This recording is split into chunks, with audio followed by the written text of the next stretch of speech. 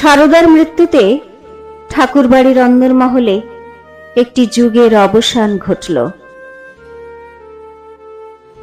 বারবাড়িতে শুরু হলো নতুন একটি যুগ।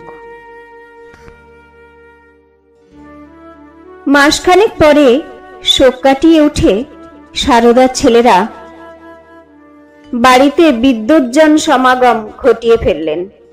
সত্যেন এখানে থাকায় সভার আয়োজন হলো সর্বাঙ্গ সুন্দর। রেভারেন্ড কৃষ্ণমোহন বন্দ্যোপাধ্যায়, বাবু রাজেন্দ্রলাল মিত্র, বাবু রাজনারায়ণ বসু, বাবু প্যারীচরণ সরকার ইত্যাদি বহু লেখক সম্পাদক গুণীজনে গমগমে সেই সভায় দ্বিজেন তার স্বপ্নপ্রয়াণ কাব্য পাঠ করলেন আর জ্যোতি পড়লেন নিজের নাটকের একটি অঙ্ক। কিন্তু গোলমাল বাঁধল প্যারীমোহন কবিরত্ন যখন ইংলণ্ডেশ্বরীর প্রতি নিবেদিত একটি গানে স্বদেশীর সঙ্গে বিলেতি দ্রব্যের বিনিময়ে ভারতের সর্বনাশের কথা বললেন। অনেকে তার সঙ্গে একমত না হয় তর্ক শুরু হয়ে গেল। সেখানে প্রায় 100 বাঙালি বুদ্ধিজীবী জড়ো হয়েছেন। সবাই তো কোনো বিষয়ে একমত হবেন না। শেষে সত্যেন সঙ্গীত শুরু করিয়ে দিতে হট্টগোল থামল। ঠাকুরবাড়ির বালক কিশোরেরা অনেক দিন ধরে মহড়া দিয়ে প্রস্তুত হয়েছে। তর্কের অবসানে গানের চেয়ে ভালো আর কি হতে পারে। এই অনুষ্ঠানটি রবির পক্ষে খুবই আনন্দের। যাদের লেখা পড়তে শুরু করেছেন, যাদের কথা বারে বারে শুনেছেন, তারাই সশরীরে একেবারে ঘরের মধ্যে উপস্থিত। তাদের উৎসাহ পেয়ে মনে তার খুশির বাঁধ ভাঙল যেন। এই সভায় মেয়েদের নিমন্ত্রণ জানানো হয়নি, কিন্তু সকলকে অবাক করে দিয়ে হঠাৎই কালো চাদরে মুখ ঢাকা 2 নারী আসরে এসে বসলেন। সৌজন্যবশত পুরুষেরা কেউ তাদের পরিচয় জিজ্ঞেস করতে পারছেন না, অথচ কৌতূহল হচ্ছে। কেউ জানতে চান, মেয়ে দুটি সত্যি মেয়ে তো? আবার আর একজন ফিসফিস করে বলেন, মুসলমানি মেয়েরা তো এভাবে বেরোতেই পারে না, মেয়ে নাকি হিজড়ে? জ্যোতির কাছে সবাই জানতে চান। তার অবশ্য সন্দেহ হয় স্বর্ণ দুষ্টুমি করছে না তো কাউকে জুটিয়ে নিয়ে। সে আসতে চেয়েছিল, কিন্তু অনুমতি দেওয়া হয়নি 2-4 জন রক্ষণশীল আপত্তি জানানোয়।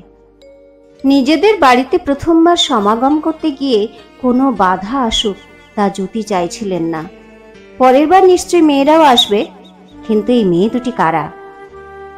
ঘোমটার নিচে মেয়ে দুটি হাসি গল্পে মশগুল। জ্যোতিরিন্দ্র কায়দা করে ওদের পরিচয় জানার জন্য রবিকে পাঠালেন। রবি ওদের সামনে গিয়ে জ্যোতি দাদার শেখানো কথাটাই বললেন, আপনারা যদি নিজেদের পরিচয় দিয়ে কোনো আলোচনায় অংশ নেন, আমরা খুশিই হব খুব। মেয়েরা রবিকে পাত্তা দেয় না, হাত নেড়ে চলে যেতে বলে। কিন্তু রবি নাছোড়বান্দা, তাকে একটা গুরুদায়িত্ব দেওয়া হয়েছে। তিনি বারবার নানাভাবে ওদের নাম জানতে চান। রবি জ্বালাতনে অতিষ্ঠ হয়ে একটি মেয়ে বলে ওঠে, জ্যোতিদাদাকে বলো আমরা সখী সমিতি। রবি জানতে চান, দুজনেরই এই নাম? মেয়েটি বলে, দুজনে মিলে এই নাম, বুঝলি গবেট? যা জ্যোতি দাদাকে বল আর আমাদের নিস্তার দে, সবাই হাঁ করে দেখছে। রবির এবার চেনা চেনা লাগে গলাটা। তিনি উত্তেজিত হয়ে বলেন, বুঝেছি, তুমি তো স্বর্ণ দিদি।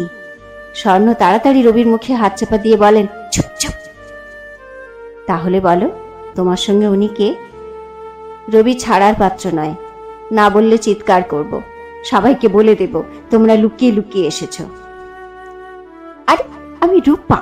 এবার চুপ করো রবি দাদা, আমরা লুকোচুরি খেলছি বিদ্যুৎজনের সঙ্গে।